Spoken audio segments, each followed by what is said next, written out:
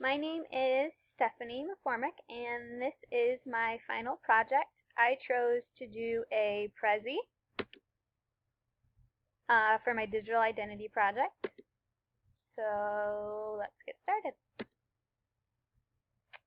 All right, the first question is, what have you learned about digital literacy? So to start, I think throughout the class, my mind has changed a lot in the way that I thought about digital literacy in the past, based a lot off the readings that we've done and the interactions that I've had from other people in the class. One quote from Linkshire and Noble that really stuck out to me was the idea of digital literacy being many different things put into one. And that quote there kind of explains it. Digital literacy can be seen as a framework for integrating various other literacies and skill sets without the need to encompass them all or to serve as one literacy to rule them all. So basically, digital literacy has so many different parts that can be used together but don't have to be used all at once. And I really made a connection thinking about all the different students in our classroom. As a teacher, you have standards and content that you have to teach to every single student, but you may not be teaching the same content in the same way and at the same time. So digital literacy is something that can kind of let us change that per each student's needs. So maybe one of your students is ready for reading, since I teach kindergarten, and maybe one of your students is still identifying letters. And digital literacy is going to allow us to use different forms and different tools online to really meet those needs of our students. So I've learned a lot about digital literacy, but I think the main thing that I really clung to throughout this class is that there are many different ways that it can be used, and it can be used differently with each student. All right, what is included in digital literacy?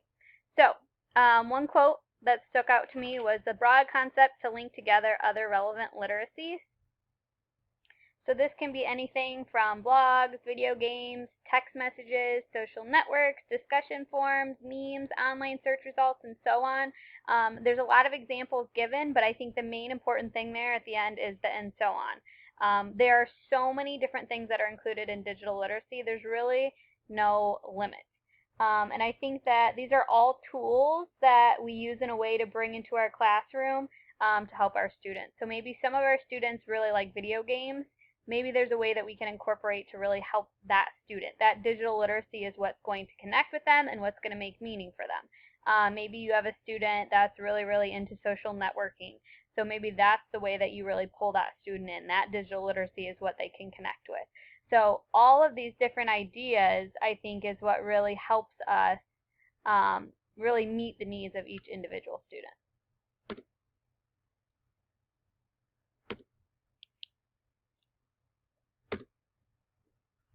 All right, next were the different theories that really stuck with me.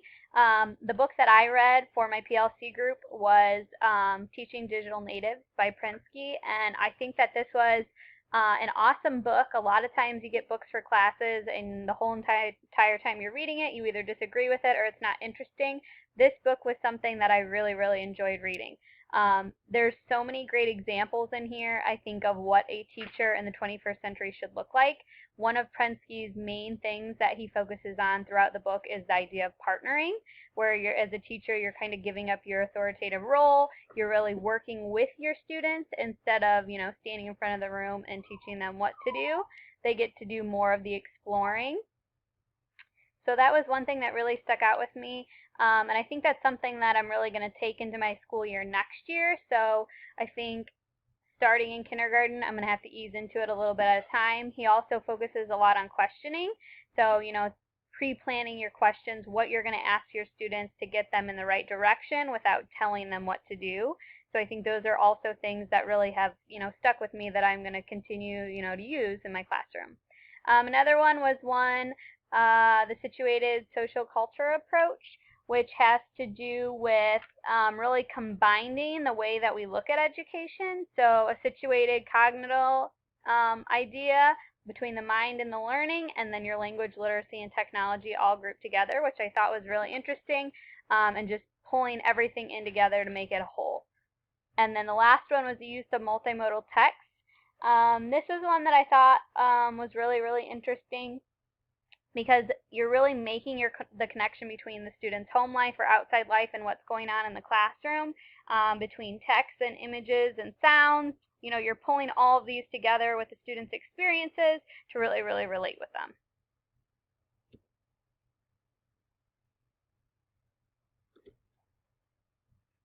All right. What stage are you in and why in the teacher technology journey? So out of Spencer's 8 stages, I think that I kind of fall between 7 and 8. So in the past, before this class, I think I was definitely at a 7. I was integrating technology and I was really, really thinking about what I was doing and I was careful about what I picked. So I wasn't just throwing stuff in.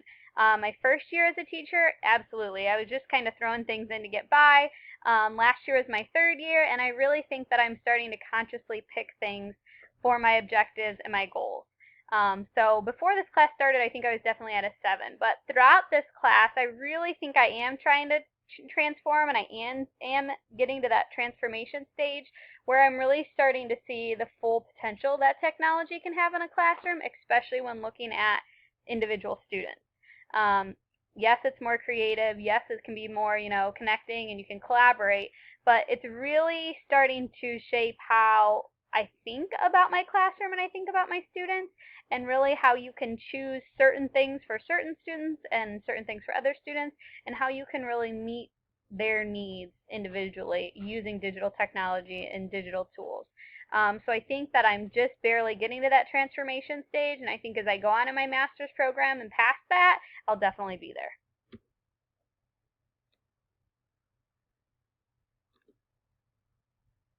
The next one was what stage resonated with you in the 5 stages of technology adoption, and I think that I'm definitely at stage 5. I'm definitely accepted. I feel confident using new technology, and I'm excited about it. This year in my classroom, I got the Osmos. I was a tiny bit worried at first because I had no clue what they were. I was basically just given them to use. But right away, I started using them, researching them, and I've just completely fully implemented them in my classroom, and it was amazing. So there's something that it really excites me, and I feel confident using them. I also am ready to use technology in all my lesson plans, but I do maximize its usefulness. I think that especially now more that I've had this class, but even before this class, I think that it's really important to have a purpose. There's no reason to teach a lesson just to teach a lesson. If there's no purpose, if there's no reason why, the students aren't going to make a connection and they're not going to learn, they're not going to obtain that knowledge. So I think that if I'm going to do something on the computer or I am going to do something on the iPad, it has to have a reason. So it has to be used usefully. And truly get the most out of this for the benefit of your students. So like I said, I think there has to be a purpose for any type of technology that I use. I'm not just throwing stuff in there. I'm really making sure it's what we should be doing.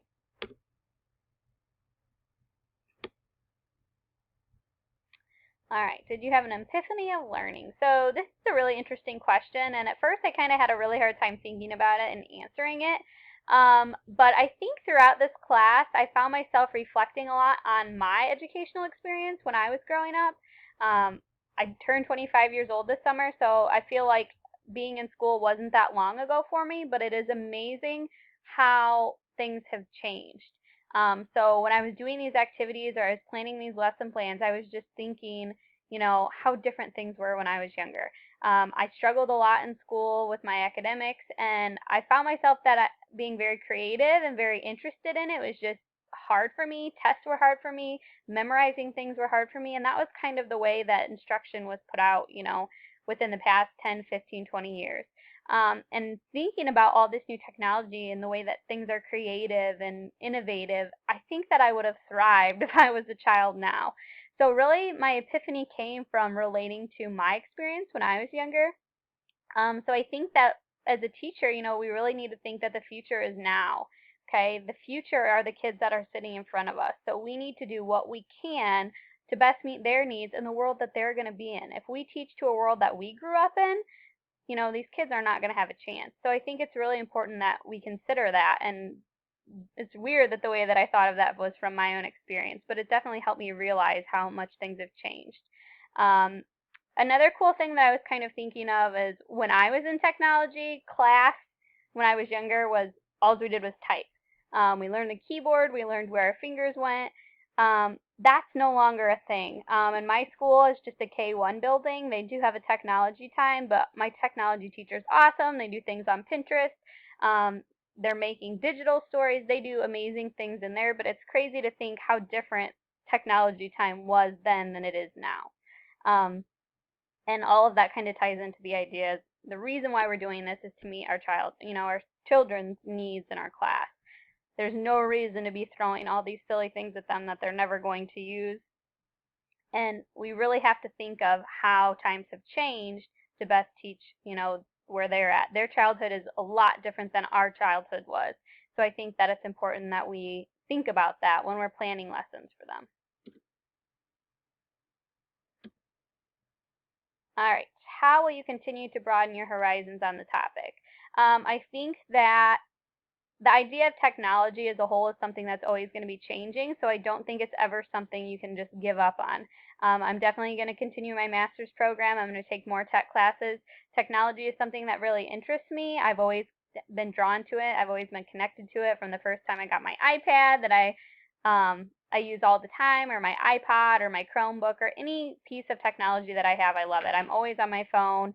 Always social networking for personal reasons, but also for school reasons. And I think that that is a really good way to think about technology and the way that it's changing, so you stay up to date. Professional development is definitely something that I keep up on. This is only my 4th year as a teacher, so I'm getting my hours in, I'm getting my master's. Our district works a lot with the ROE and provides classes for us. And I find myself that I learn a lot of information in those classes, but I also just have a lot of really good interaction with other teachers, what they do, and they have great ideas. So I really, really enjoyed those classes. I'm going to keep in contact with PLCs and social media. So Twitter is something that I discovered through another class I was taking this summer, and I'm just amazed by all the resources that are out there about technology, about digital literacy. So I'm going to continue listening and listening to podcasts and looking at those articles. And then I'm also going to stay up to date with the state standards and the goals. So the Illinois technology standards are something that I'm going to keep an eye on. All right, and last, where will you go from here? So I think at the end of this class, one thing that I learned is you really have to focus on one thing at a time.